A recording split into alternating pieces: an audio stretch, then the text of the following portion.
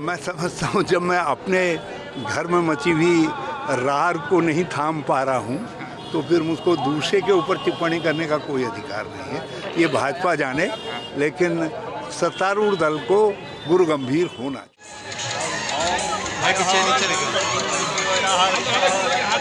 इसे ले ले, मैं दे दूँगा तुझे यार।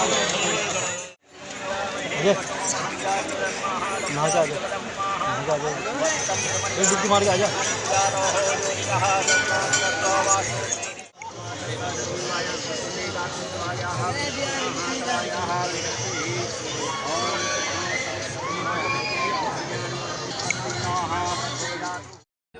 मैं माँ गंगा को और दक्ष महादेव जी को प्रणाम करने आया हूँ, उनको धन्यवाद देने के लिए आया हूँ।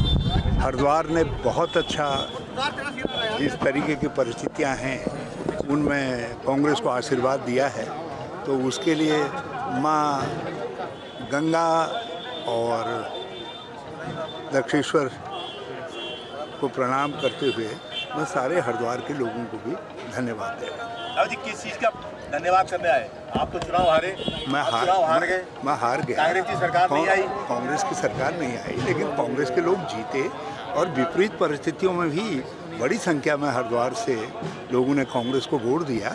तो जिन लोगों ने कांग्रेस को वोट दिया उनको तो धन्यवाद देना पड़ेगा, और सब माँ गंगा के आशीर्वाद से होता है, वो सबकी प्रतीक है, तो इसलिए उनको धन्यवाद देने आया।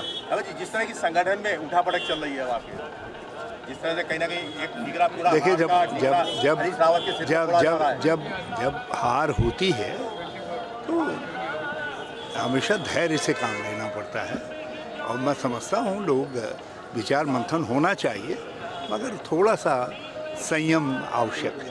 सीएम के नाम को लेकर जो जिस तरह से ठीकरा फोड़ा जा रहा है, कोई बात नहीं, मैं तो खुद स्वीकार कर चुका हूँ। उनके ठीकरा फोड़ने से पहले जो अपनी ठीकरा फोड़ने की जल्दबाजी में थे, जिन्होंने तैयारी कर रखी थी, मैंने उन लोगों की ठीकरा फोड़ने से पहले ही कह दिया मैं ही जिम्मेदार हूँ।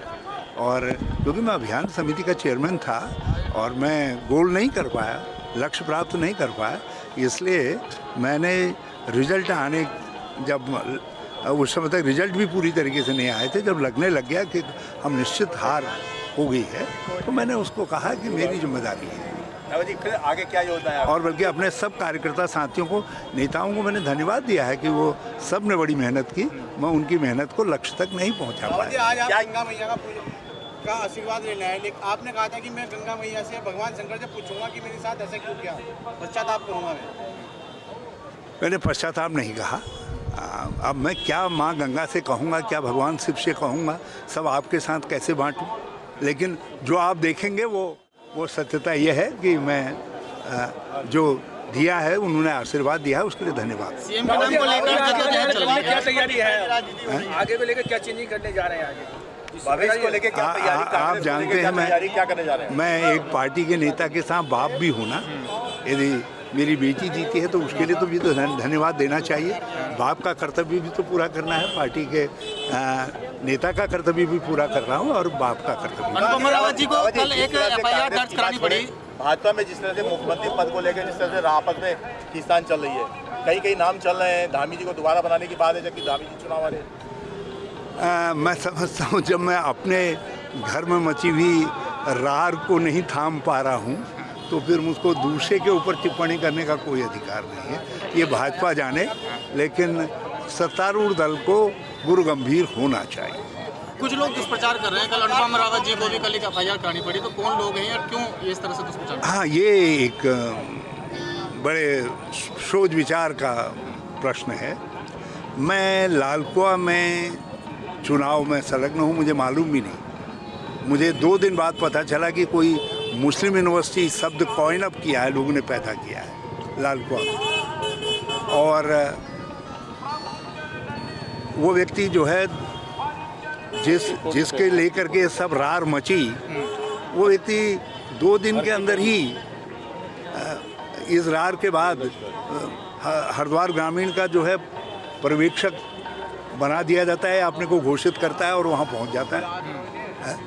और अब मैं देख रहा हूँ कि कुछ लोग जो है उस मुस्लिम यूनिवर्सिटी, जिसका मुझे कहीं से अता पता भी मालूम नहीं, कुछ किसी ने कुछ कहा ही नहीं जिसमें मुझे कोई जानकारी नहीं जिस विषय की जो है कि टोपी मेरे सर पर पहनाने की कोशिश कर रहे हैं। और भाजपा का पूरा सोशल मीडिया उस काम में लगा हुआ है, ये देखने के लिए कि हरीश रावत के सर पर कैसे फिट आ जाए, कैसे इसको मुस्लिम यूनिवर्सिटी को हरीश रावत के गले में डाल दिया जाए। एक सरासर झूठ। और उसके बाद यहीं पर नहीं रुक रहे हैं।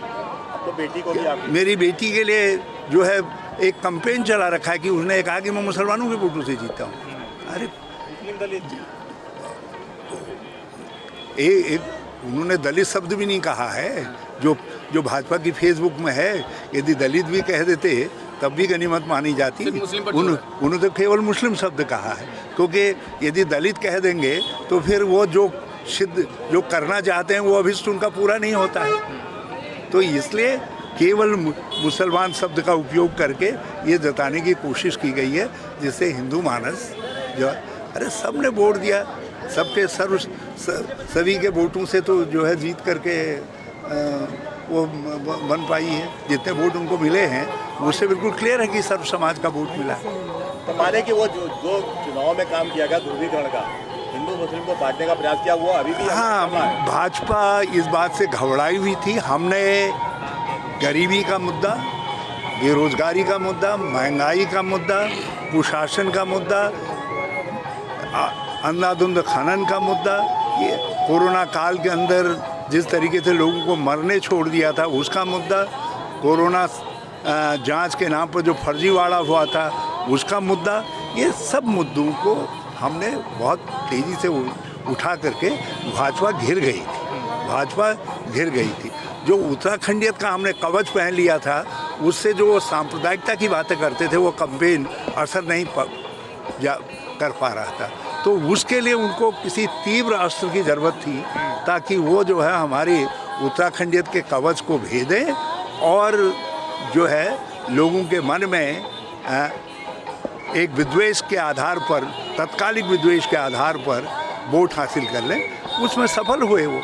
उन्होंने मुस्लिम यूनिवर्सिटी पता नहीं कहाँ थे, और प्योरली भाजपा ने इसको गढ़ा है और भाजपा द्वारा पैदा किया गया है। और भाजपा ने अपनी चुनावी रणनीति के लिए इस विद्वेषास्त्र का जो विद्वेष फैलाने वाला शस्त्र है उसका उपयोग किया है। होली को लेकर कुछ कहना चाहेंगे? मैं होली की सब लोगों को बहुत बहुत बधाई देता हूँ। होली बहुत उल्लास, उमंग, रंग का त्यौहार है। तो उस त्यौहार, और मैं चाहता हूँ कि इस बार होली से जो है उत्तराखंड के लिए, लोगों के लिए ये गुलाबी सिद्ध हो। पिछली होलियाँ तो सब भाजपा के राज में फीकी रही, तो अब के मैं कामना करता हूँ कि उत्तराखंड के लिए होली जो है अगले 5 साल गुलाबी रहे।